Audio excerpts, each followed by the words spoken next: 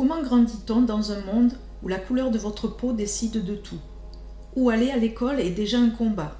Où marcher dans la rue peut devenir dangereux? Où la justice ne protège pas tout le monde de la même manière? Aujourd'hui, j'ai envie de vous parler d'un livre court, mais dont les pages portent une force immense. Un témoignage qui raconte l'enfance d'un jeune garçon noir dans le sud des États-Unis, à l'époque de la ségrégation raciale. Un récit simple dans son écriture, mais bouleversant dans ce qu'il raconte. Ce livre, c'est Léon, de Léon Walter Tillage. Il existe des livres qui nous divertissent. Et il existe des livres qui nous ouvrent les yeux. Léon fait partie de cette deuxième catégorie. À travers ses souvenirs d'enfance, Léon Walter Tillage raconte la réalité de la ségrégation dans les années 40 et 50 en Caroline du Nord. Ce n'est pas un roman, c'est une histoire vraie. L'histoire d'un enfant qui grandit dans un monde où les Noirs et les Blancs ne vivent pas selon les mêmes règles.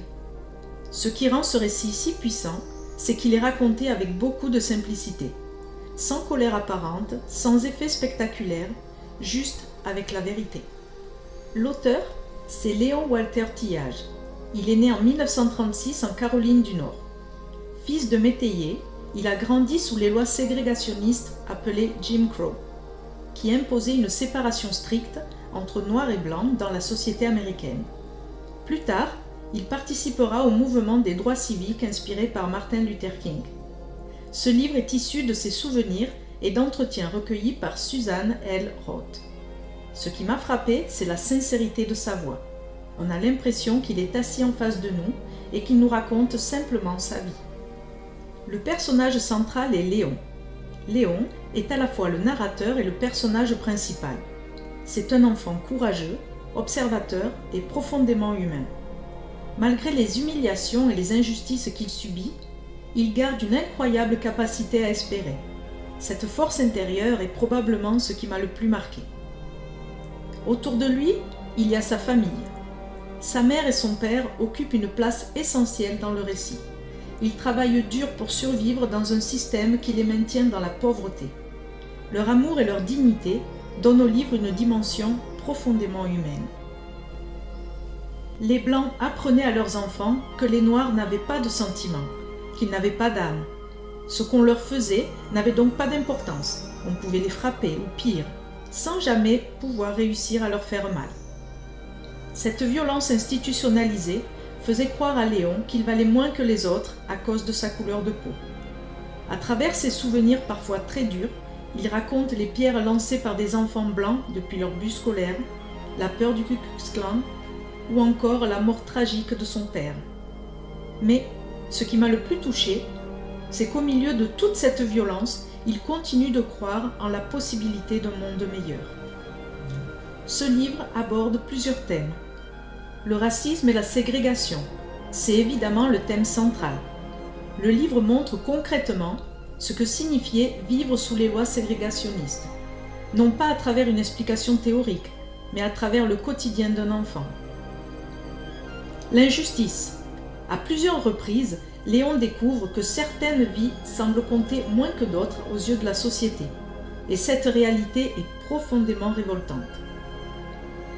La dignité. Malgré tout, les personnages refusent de perdre leur humanité. Ils continuent d'avancer, de travailler, d'aimer et de croire en des jours meilleurs. L'espoir. C'est sans doute le thème qui reste lorsque l'on referme le livre. L'espoir qu'un changement est possible et que tous les combats pour l'égalité finissent par porter leurs fruits. Si ce livre était une saison, ce serait l'hiver. Un hiver rude, parfois difficile, mais qui annonce malgré tout le retour du printemps. Si c'était un parfum, ce serait l'odeur de la terre après la pluie, une odeur simple, authentique et profondément vraie. Si c'était un bruit, ce serait le son de pas qui avance malgré les obstacles. Si c'était un vêtement, ce serait une veste usée, mais solide, portée pendant des années sans jamais céder. Si c'était un goût, ce serait celui d'un café noir, intense et sans artifice. Si c'était une fleur, ce serait un tournesol, parce qu'il continue de chercher la lumière même lorsque le ciel est sombre. Ce livre m'a profondément émue, non seulement par ce qu'il raconte, mais aussi par la manière dont il le raconte. Il n'y a pas de grands effets dramatiques, pas de discours moralisateur, seulement un homme qui partage ses souvenirs. Et parfois, cette simplicité touche plus que n'importe quelle fiction.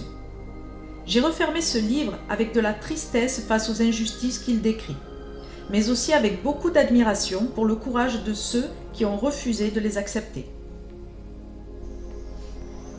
Léon est un témoignage court mais extrêmement puissant. C'est un livre qui permet de comprendre l'histoire à travers le regard d'un enfant. L'histoire avec un grand H. Un livre sur le racisme, l'injustice et la ségrégation, mais aussi un livre sur la dignité, la résistance et l'espoir. Si vous avez aimé les récits autobiographiques, les témoignages historiques et les livres qui nous aident à mieux comprendre le monde, je vous recommande vivement cette lecture. Et maintenant, dites-moi en commentaire, quel livre vous a permis de découvrir une réalité historique que vous ne connaissiez pas ou que vous connaissiez mal? Si vous avez aimé, likez, abonnez-vous à ma chaîne et partagez cette vidéo pour que je puisse poursuivre ce travail. Un grand merci pour votre attention et votre soutien qui m'encourage à continuer l'aventure. Et d'ici là, prenez soin de vous.